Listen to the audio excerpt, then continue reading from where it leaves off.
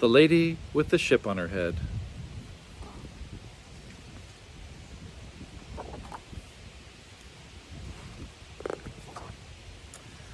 For 15 years, Madame Pompinstance had wanted to win the Medal of Honor for the best headdress at the fancy dress ball.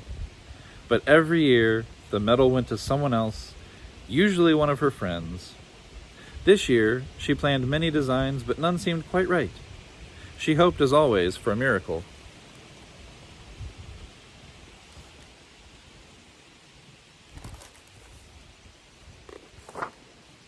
When the day of the ball arrived, Madame Pompinstance strolled down to the beach. The seashore is a good place to clear one's mind, she thought. The sand was littered with magnificent shells, beach flowers, tiny stones, and dried starfish. Perhaps a shell or two would do the trick, she said to herself, placing a few in her hair. It's not much, but it will be better than nothing. Just at that moment, a very small triple-masted sailing ship put into port. Madame Pompinstance bent over to admire a particularly handsome shell, and the small ship rode right up onto her head. Strange, but the sun is beating down on my head in a rather fierce way, she thought.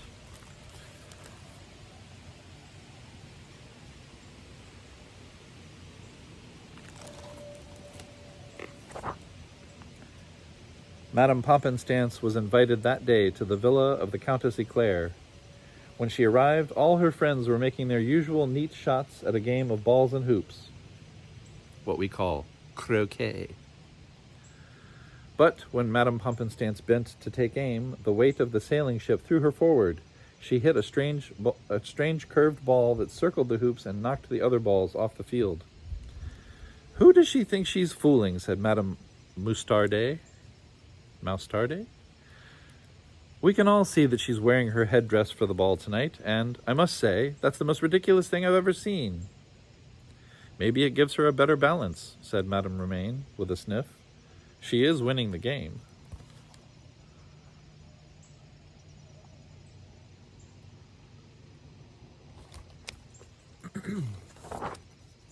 Meanwhile, the swaying was noticed by the captain of the ship, who thought they were still at sea, and he yelled at his crew, "Drop the anchors!"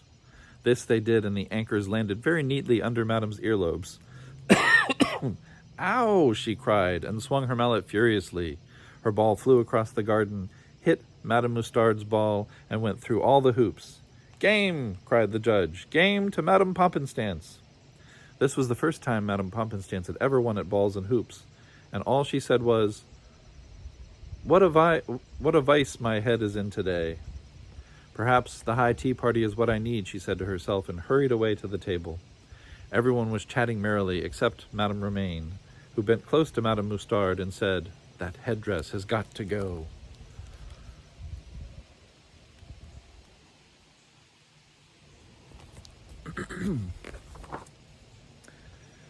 After the first cup of tea, Madame Pompinstance held her lorgnette to her eye and peered into her cup to read her tea leaves. Madame Romaine picked up a small smoked fish from one of the trays and wickedly tossed it at the jaunty little ship. The captain spotted the fish on deck, and in a flash, the fish was spirited below. "That's funny," said Madame Romaine to herself. "I know I just threw that fish, but where did it go?" So she threw a sticky bun onto the deck, and then an orange slice. These too were hauled away by the happy crew. The Countess noticed that the tea things were disappearing. Madame Romaine, it seems we are running out of tea things. Go and ask the butler to bring more. And while you're away, Madame Pompinstance may pour for us." "Well, I never," said Madame Romaine under her breath.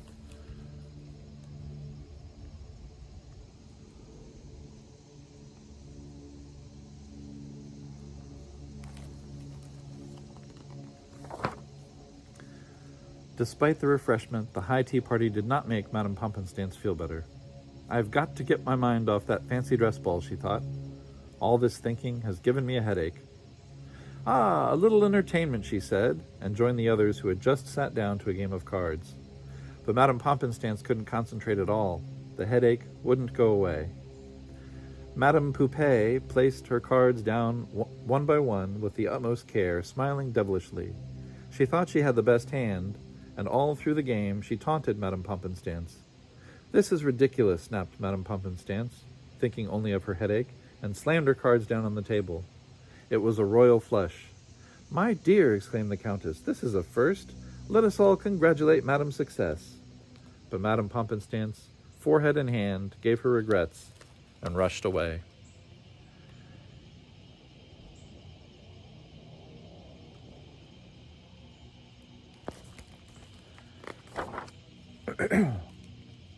She hurried down the street for her last stop of the day at the portrait painter's salon. The afternoon wind blew up, and the crew of the small ship hoisted the sails. This slowed Madame Pompansstance down and made her more snappish and crabby. By the time she reached the painter's salon, an angry blush had spread over her cheeks. "Madame looks perfectly splendid today," said the painter. "Madame feels perfectly dreadful." She glared at him and tried to sit still.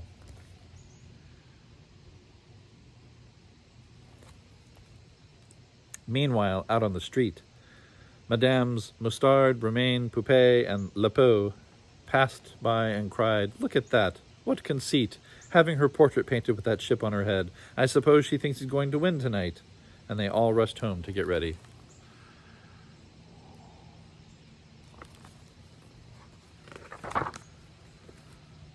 Time drew near for the fancy dress ball.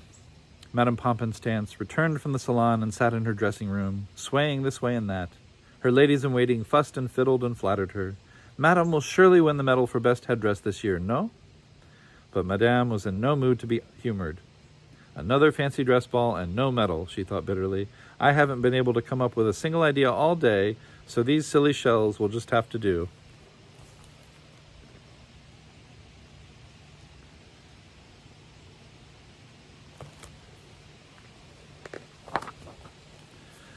Madame Pompansstance was among the last to arrive at the king's palace. She stood up tall despite her throbbing head and stepped carefully down the grand staircase. She was a splendid sight.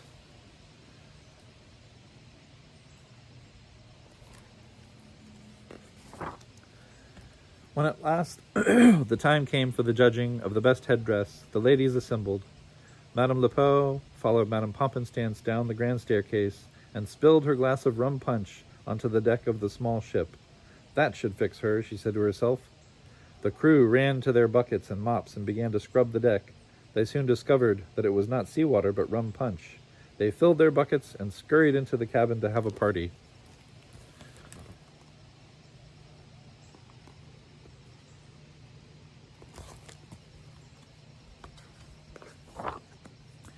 Meanwhile, Madame Pompansstance waited for the judges, among whom was the king himself.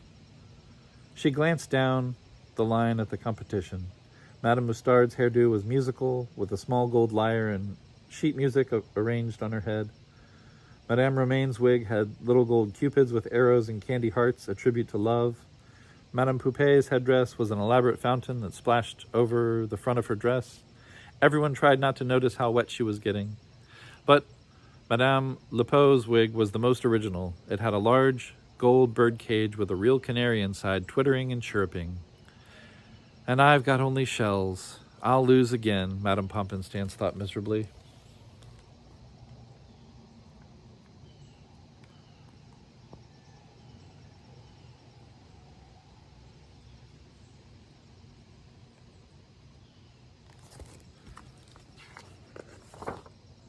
The judges approached.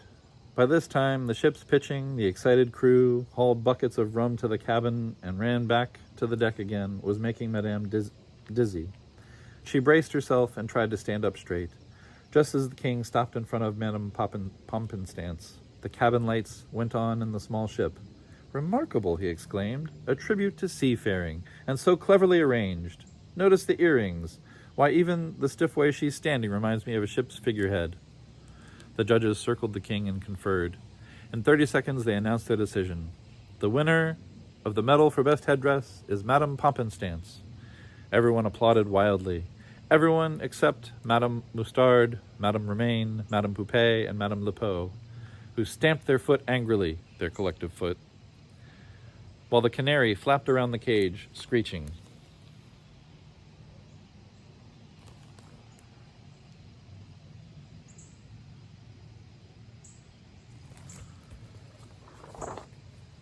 But Madame Pompansstance heard no screeching or cheering. Her head had gotten the better of her.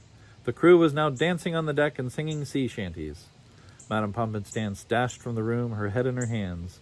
She ran down the street yelling, "What shall I do? What shall I do?" She stopped near the path to the ocean. Aha! An ocean breeze. She raced to the beach, tripped over a rock, and fell face down in the sand at the water's edge.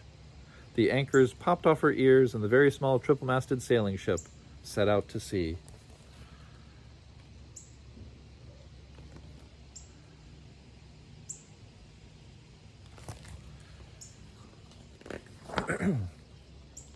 All of a sudden, Madame Pompanstant felt better.